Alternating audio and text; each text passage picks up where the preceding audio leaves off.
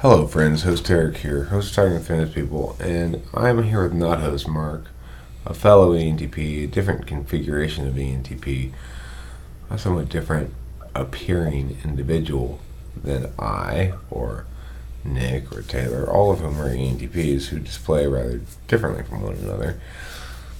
One quality of ENTP that people talk about a lot, and I'd like to ask not host Mark about, is it is said that the ENTP is childlike. What do you think about that claim, not host Mark? Somebody, let's say, has made that claim and then walked away, and we're left to discuss what they mean by that claim without being able to ask them. What do you think about it? Well, I would kind of take it as some sort of insult, as in you're not taking in proper considerations or precautions, or Well, let's say you're they're not thinking talking. about the broader world and the broader picture of things, and you're just kind of jumping into it. It's like thoughtlessness. Okay, well, I don't think that's what you mean when you say childlike. When you're talking about ENTPs, though, like I don't think it's necessarily that. That's why I was kind of inquiring as to what you were meaning. okay, so if someone were giving like a lecture on types or something, and they made the claim that the ENTP was childlike. Let's say I'm an ESTJ. Okay, I'm an ESTJ.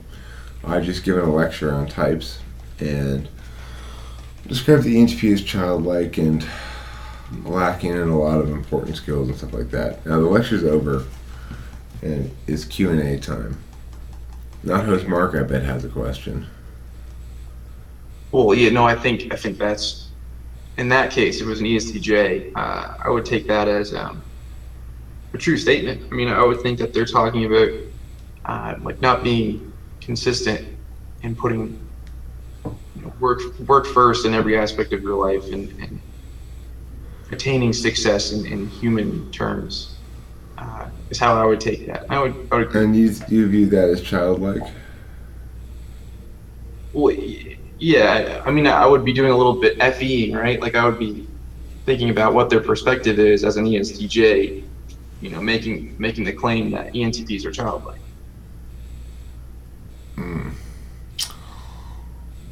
Welcome, John. John's a fellow ENTP, and he used to live in Las Vegas, but he's no longer Las Vegas John. Now he's Ohio John. Yeah. Can you hear me? Yeah, I can hear you. So, Ohio John, we're talking about NTPs, E or I, but especially ENTPs being described as childlike. But Ohio John has disappeared in his childlike way.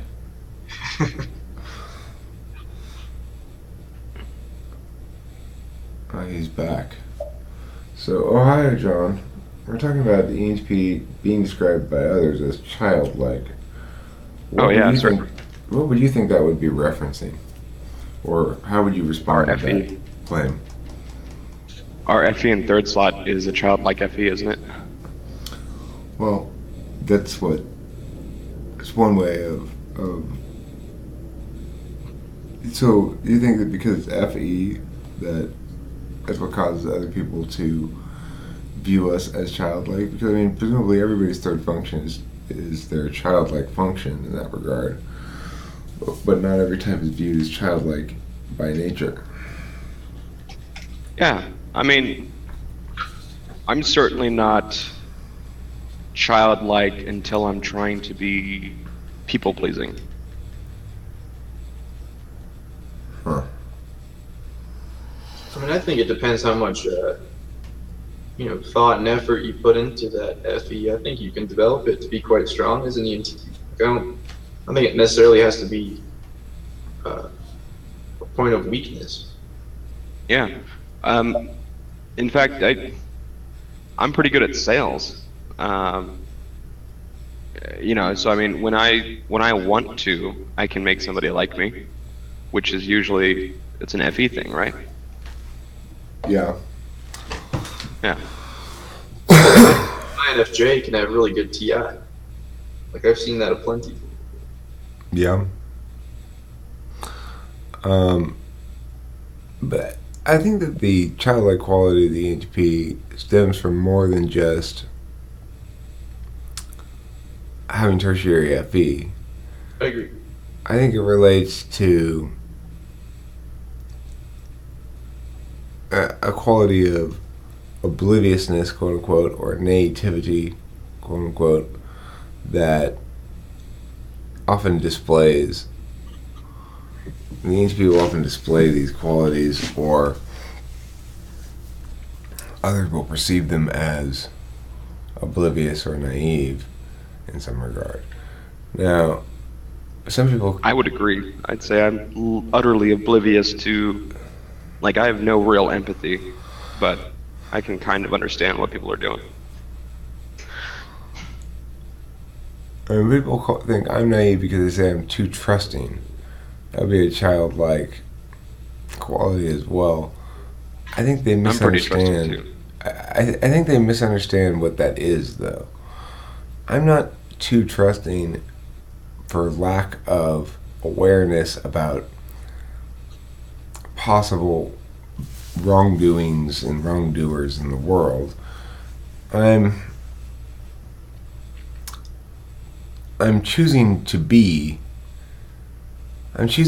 put that burden on the other and say, I afford you the benefit of the doubt. I assume you are trustworthy, and I expect you to live up to that standard. Yeah. Coming in offensively when people with tell it. me that I'm too trusting, I just argue that I'm good at telling if somebody is a trustworthy person.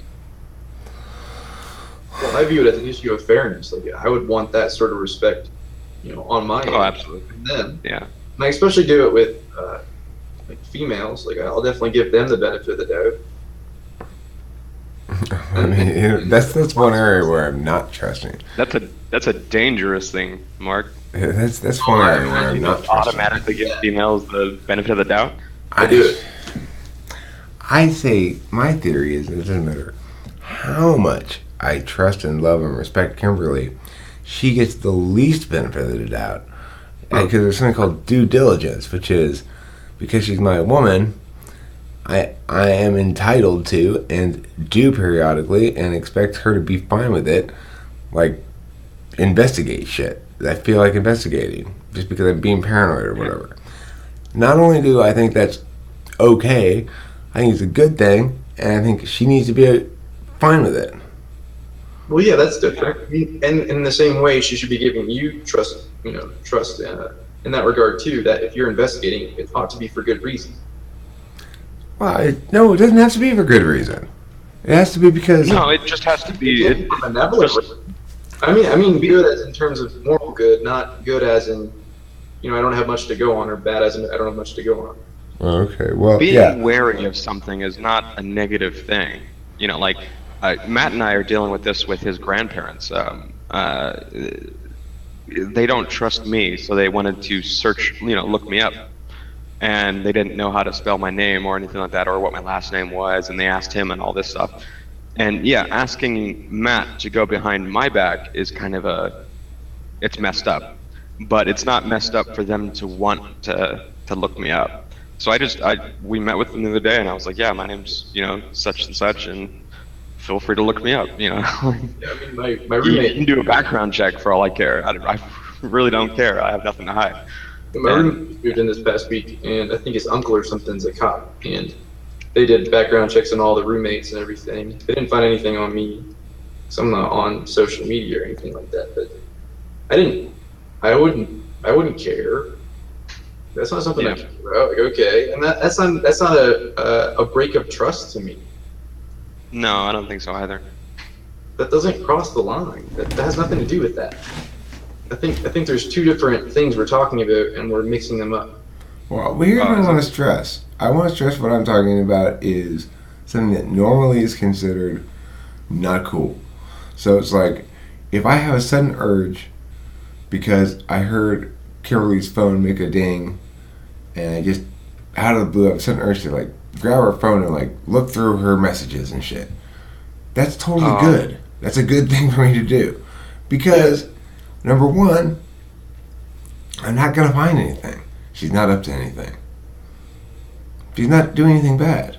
It's this thing that I do, this behavior I do, is a flare-up of FI. My introverted feelings are very strong towards this woman, so I have this harm prevention flare-up. Now, I'm not actually preventing any harm. There's no harm to prevent. And I'm kind of being crazy. But the best possible thing to do is to let me do that and recognize that it's totally okay for me to do that and that it'll work itself out over time as I get tired of doing that. I mean, in terms of conversation or argument, if she says something, you're not supposed to second guess her. You didn't really mean that. You meant this other thing. Like, I mean, in that way, like you're supposed to trust what they say is what they said. Oh, that. Well, sometimes it's taken a step further, and some people expect you to understand how they meant it, and rather than what they meant. Whatever their explanation is, that's what I should take it as, unless I am clearly proven, otherwise, and there's evidence to the contrary. But until that point, like I'm not in the right to say you didn't really mean that. Right. I mean, I give Kimberly the benefit of the doubt in that regard for sure. That I would normally never accuse her of being intentionally dishonest. Okay. I gotta go smoke a cigarette. I think, Eric, you might be a little bit neurotic. Me, neurotic? John, I am deeply offended. OMG. Alright, go smoke a cigarette. Where is Eric? Why don't you bring your computer? Because I've got everything all set up in here with this audio setup. Okay. Oh, that's right. We're making a video. Okay, well, that's how the ENTP is childlike. We all totally forgot what we were making a video about. Are you making a video? Yeah, we were making a video about how childlike the ENTP is. Memory for sure. Yeah. And then we guys forgot about it and started talking about chicks. Okay, thanks for watching Talking to the Fence People. Don't forget to eat plenty of cheese.